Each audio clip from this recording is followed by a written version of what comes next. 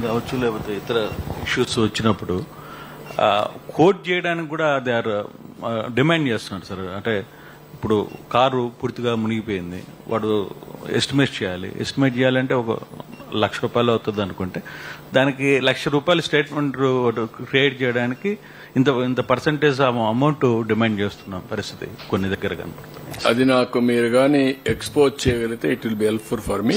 నేను ఒకటే చెప్పాను ఈరోజు కూడా sir, zero corruption, zero manipulation. మొన్న కూడా ఒక 38వ వార్డులో గొడవ చేస్తే మీరంతా ఏదో గొడవ అయిపోయిందని రాశారు, కానీ వాస్తవాలు రాయాలి. సరే, కొంతమంది బ్లూ మీడియా ఉంది, వాళ్ళ అజెండానే వేరు, తొలి రోజు నుంచి ఇదే పని చేశారు. నాకు కూడా తెలుసు ఎట్లా ప్రజల్ని ఎడ్యుకేట్ చేయాలని, ఎట్లా ట్రాన్స్పరెన్సీ తేవాలని నాకు తెలుసు. వీళ్ళు ఏదో పెద్ద స్టేట్మెంట్లు ఇచ్చేస్తే ఒరిగిపోతుందనో, వైలెన్స్ క్రియేట్ చేస్తే జరిగిపోతుందనో అనుకుంటున్నారు. కరెక్ట్ కాదు. అక్కడ కూడా రెచ్చగొట్టి చేస్తే ఆ వార్డులోకి నీళ్లే రాలేదు. నీళ్లు రానప్పుడు వాళ్ళకు కూడా బాధలున్నాయనే ఉద్దేశంతో మనం 25 కేజీల బియ్యం ఆ ప్యాకేజ్ పూర్తిగా వాళ్ళకు కూడా ఇచ్చాం. అట్లని చెప్పి ఒక దిక్కడ గాని ఎక్సీడ్ అయితే రాష్ట్రం మొత్తం జిల్లాలు ఇవ్వాలా, రాష్ట్రం అంతా ఇవ్వాలా.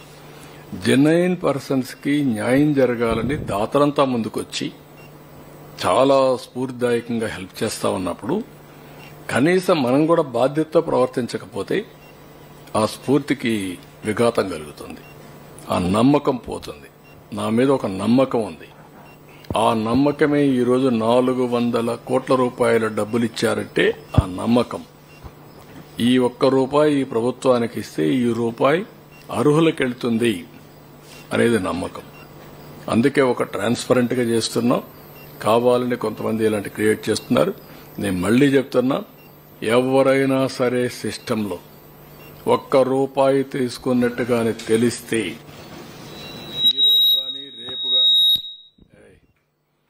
ఈ రోజు గాని రేపు గాని ఎల్లుండి గాని మళ్ళా మిమ్మల్ని అందరినీ వదిలిపెట్టే పరిస్థితి ఉండదు.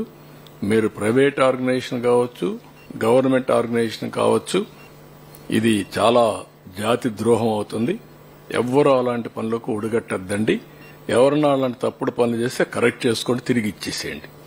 అది కూడా చెప్తాను. I'm very clear on that. ఎవరిని వదిలిపెట్టండి.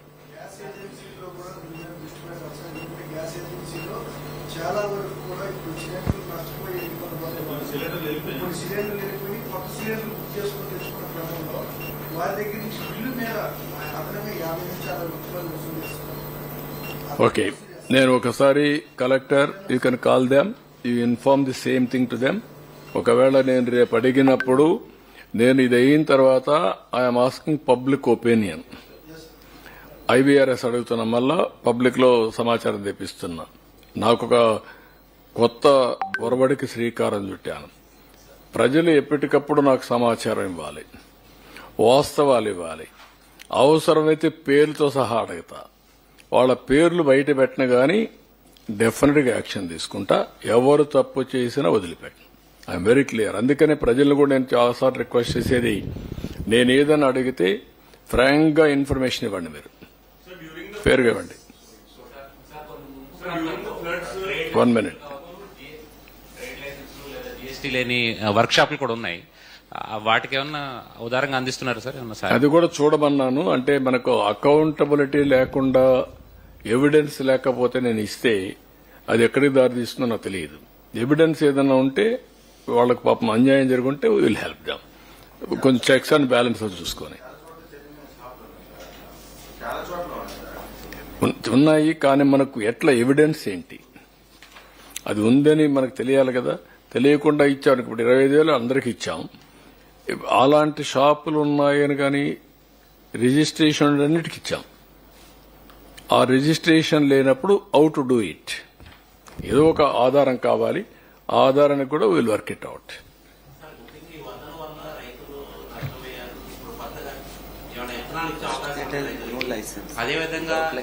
మొత్తం మీరు ఒకసారి చూస్తే 5,181 దానికి లైసెన్సులు లేకపోయినా కిరాణా షాప్స్, చిన్న చిన్న హోటల్స్ కి 25,000 రూపాయలు చొప్పున 13 కోట్లు ఇచ్చాం. అవి కవర్ అయినాయి. అది కవర్ కాకుండా రిజిస్టర్ చేసిన ట్రేడ్ కి, ఎంఎస్ఎంఈలకి 40 లక్షల లోపల టర్న్ ఓవర్ చూపించాల్సిన పని లేదు, జీఎస్టీ కట్టక్కర్లేదు. అవి 2,500 వచ్చాయి, వాళ్ళకి 50,000 ఇచ్చాం.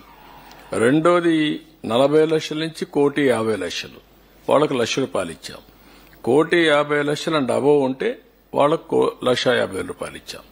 ఆ కేటగిరీస్ లో వీళ్ళు వస్తే ఇట్స్ ఓకే. అక్కడ కూడా రాకుండా ఎక్కడ మిస్ అయితే చెప్పలేం. సార్ ముఖ్యంగా సార్ ఈ వరదల వల్ల రైతులు పూర్తిగా నష్టపోయారు.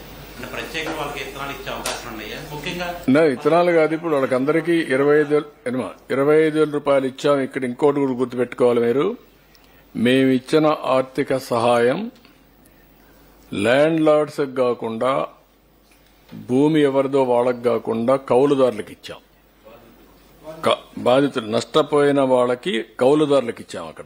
ఇక్కడ ఇంట్లో ల్యాండ్ లార్డ్ కాకుండా, ఇంటి ఓనర్ కాకుండా, ఇంట్లో అద్దెకున్నటువంటి అద్దె వాళ్ళకి ఇచ్చాం. కాబట్టి రెండు కూడా జాగ్రత్తలు తీసుకున్నాం.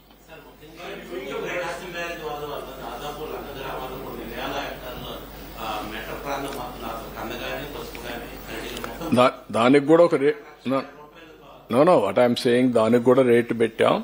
కందకు 40,000 ఎంత పెట్టాం అనుకుంటాను, హైయెస్ట్ దానికే పెట్టాం. మీకు అన్నిటికి కూడా ఒక్కొక్కసారి మీరు చూస్తే హార్టికల్చర్ లో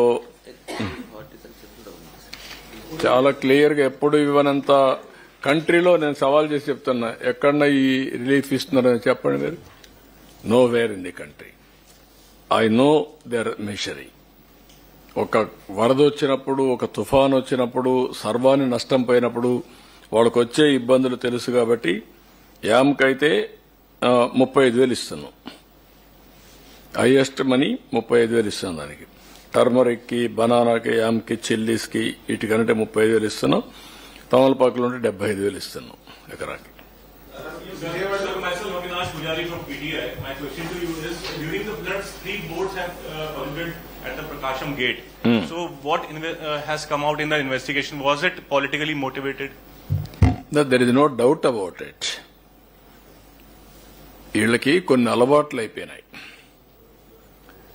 ఇలాంటి విధ్వంసాలు చేయడం, విధ్వంసాలు వేరే వాళ్ళపైన వేయడం. బోట్లు పంపించడం ఏంటి? వచ్చాయి. ఏ స్పీడ్లో వచ్చాయి? ఒక వెలాసిటీ 11,30,000, 40,000 వాటర్ పోయినప్పుడు ఎంత వెలాసిటీ వస్తుందో మీరు గుర్తుపెట్టుకోవాలి. ఆ వెలాసిటీలో 40 టన్నుల బోట్ వచ్చి ఏవైతే అక్కడ సపోర్టింగ్ ఉన్నాయో దాన్ని హిట్ చేసే పరిస్థితి. కాలం హిట్ కావాలి, ప్రాజెక్ట్ డ్యామేజ్ కావాలి. కానీ ప్రాజెక్ట్ డ్యామేజ్ కాలేదు. ఎందుకు? ఆ కాలమును కొట్టకుండా ఇది ఆ సపోర్టింగ్ దాన్ని ఏమంటారు మనం, కౌంటర్ వెయిట్ ను కొట్టాయి. ఆ కౌంటర్ వెయిట్ ఇరిగిపోయే పరిస్థితి వచ్చింది. ఇప్పుడు రిపేర్ చేస్తాను, చూసుంటారు మీరు. What is this? అవి తీస్తే రాలేదు. 4-5 రోజులు ఎన్ని విధాల ప్రయత్నాలు చేసి తీసే పరిస్థితికి వచ్చాను. బాధ్యత లేదా మీకు? క్షమాపణ చెప్పరా మీరు?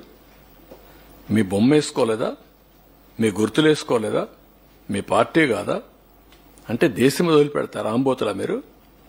అడిగితే ఎదురుదాడి చేస్తారా మీరు? అంటే మీ బోట్లు మీరు పంపించి ఆంబోతుల మారిగా తయారై ఒక ఎంత డేంజర్ అండి అది. ఎన్ని గ్రామాలు పోతాయండి. ఇప్పటికే మీరు చేసిన తప్పుడు పనుల వల్ల 6 లక్షల మంది నరక యాతన అనుభవించారు బుడమేరులో. ఈ రోజు కూడా అనంతపూర్లో మీరు చూశారు. ఒక రథాన్ని కాల్చేస్తారా మీరు? ఒళ్ళు దగ్గర పెట్టుకుంటారా లేదా? చెప్పా, ఎవ్రీవేర్ కెమెరాలు పెట్టమన్నాడు. మక్కలు ఇరగొట్టిచ్చేస్తా. Be careful. Law and order గాని క్రియేట్ చేశారో, ఇంట్లో నుంచి బయట వచ్చి ఎక్కడ చిన్న వైలెన్స్ జరిగినా నెక్స్ట్ 1 సెకండ్ లో మీ చొక్కా పట్టుకునే పరిస్థితి వస్తుంది. That is the mechanism I'm establishing. We're not inefficient. Yes, will arrest. ఇదే కాదు, ఇవన్నీ అరెస్ట్ చేశాం. ఈ రోజు కూడా అక్కడ అరెస్ట్ చేశారు. ఎవడు తప్పు చేసినా, ఎవడు తోక తప్పినా, ఎవడు ఈ రాష్ట్రంలో నేరాలు క్రియేట్ చేయాలనుకున్నా అదే చివరి రోజు మీకు. I'm very clear on that. ఎవడైనా సరే ఒకవేళ సవాలుగా తీసుకుంటారా, నేను చేసి చూపిస్తా మీకు. నాకు కావాల్సింది ప్రజల ప్రాణాలు కాపాడాలి, ఆస్తులు కాపాడాలి, లా అండ్ ఆర్డర్ కాపాడాలి, శాంతి భద్రతల పరిరక్షణ నా ధ్యేయం. దాన్ని వైలేట్ చేయాలని మీ క్రిమినల్ చరిత్రతో మీరు వస్తే మాత్రం కబద్దార్ జాగ్రత్తగా ఉండండి. ఒక్కడిని వదిలిపెట్టను.